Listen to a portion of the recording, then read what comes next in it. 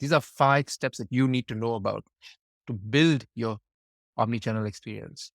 So let's start with tech, the big elephant in the room. Like I mentioned earlier, it's a digital jungle out there. So what I've done for you guys is I've split up tech systems into 6 categories: POS, inventory management, e-commerce, accounting systems, shipping and logistics, and loyalty and rewards. We're going to go through that one by one.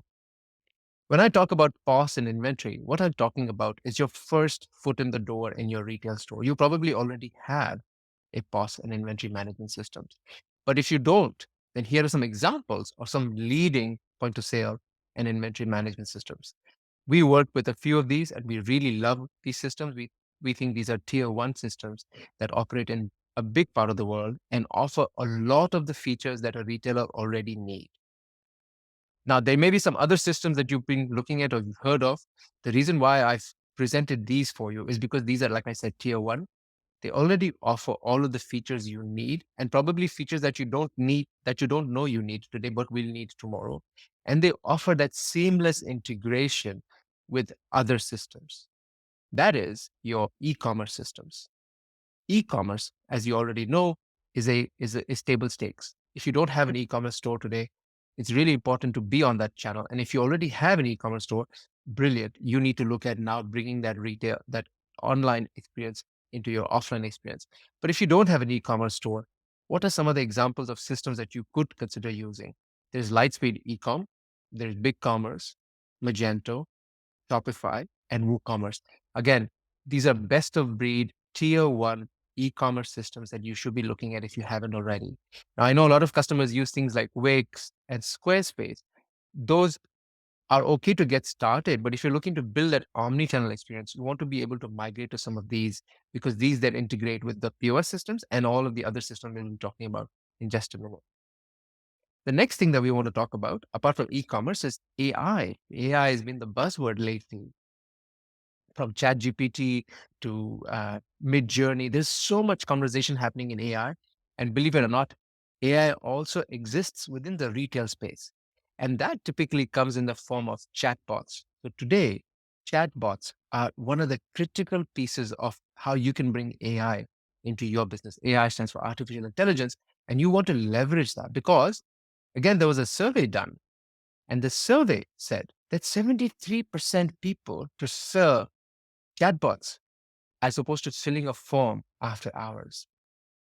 75% people that businesses that surveyed believe that chatbots are here to stay, are going to get better, faster, and more accurate, and are going to be able to handle more issues. And finally, 73% companies that offer self-service options like chatbots are being proactive about customer service. If this isn't what we are talking about in omnichannel, then I don't know what is. It's really about leveraging these trends. It's about understanding that something as simple as chatbots can bring a lot of horsepower into your omnichannel strategy. And this is not very hard to do. This is actually very easy. There are so many different software systems. Even Shopify these days will offer automated chatbots you can put in with the click of a button. The next tech system that I want to jump into is the accounting system. Now, accounting systems typically are boring, they're very manual, but today there is a new breed of accounting systems. Systems like Zoho Books, Xero, Myob, QuickBooks. Rehan talked about Xero, they being this platinum partner for Xero. It is a brilliant piece of software, as all of these are. Why are they brilliant? Again, Sorry, I was going to say accounting softwares are not boring. thank you. Some people consider them to be boring. And rightly though, I think the old accounting systems like Tally, very boring interface. But now with the new look that Xero has, the ones that QuickBooks has, it's made accounting fun again. You can go in, pull in some beautiful reports, all of the click of a button. But sticking to our omni-channel conversation, these systems are critical because these then interface with your e-commerce system, they interface with your inventory management system, they interface with your point of sale system, and they bring all of that data into one place. And you'll see why this becomes really important in just a few more minutes as I move forward. Other than tech systems, you also be wanting looking at your shipping and logistics provider. So there are some really cool systems today that do shipping and logistics for you. One is ShipEdge, ShipHero. Both of these are great systems that you can bring if you have a much more larger footprint in that you need to ship pack, pack, and pack, shop, and ship. Sorry, pack, and ship, your pick, pack, and ship your items, you can probably do them through things like Ship Edge and Ship Hero, or you can leverage the power of a third party e-commerce fulfillment center. There's one here in Dubai that we work with called Automizer Brilliant, very knowledgeable and have very smart tech systems. IQ is another one. And finally, talking about tech systems, there is the last category, which is loyalty and rewards. These systems are even more important, in my opinion, today than POS and e-commerce, because talking about that omni-channel strategy, you want to be able to build that relationship with a customer. You want to be able to get that customer to come back. And if you apply Pareto's law, 80% of your business comes from 20% of your customers.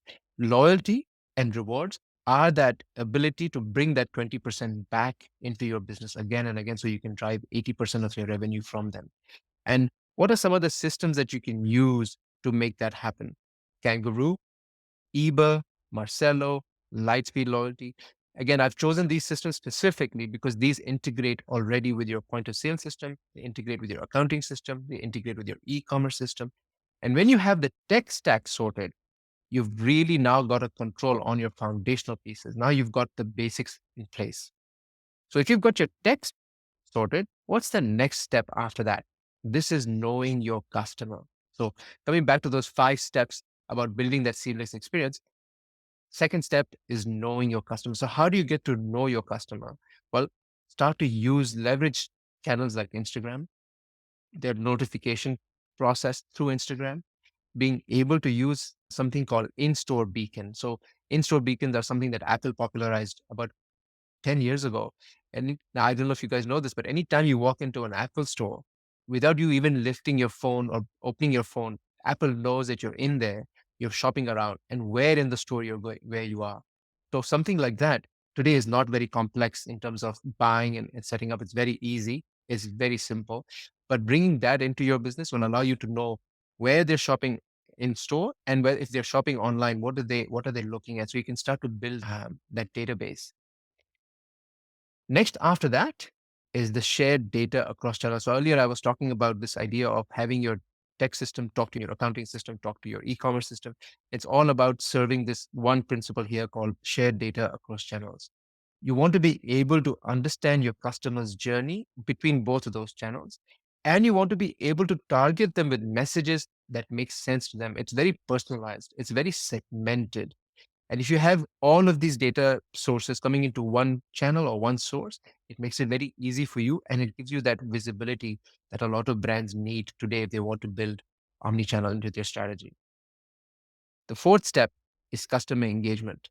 We've talked about this briefly, but doing cross-channel promotions, being able to offer a loyalty program that works in store and online, being able to offer a promotion that they can redeem in store and online, and finally giving them content that is personalized based on the segmentation. So if I'm a father of two versus no kids, I'd like to see some interesting data given to me, some interesting ads sent to me.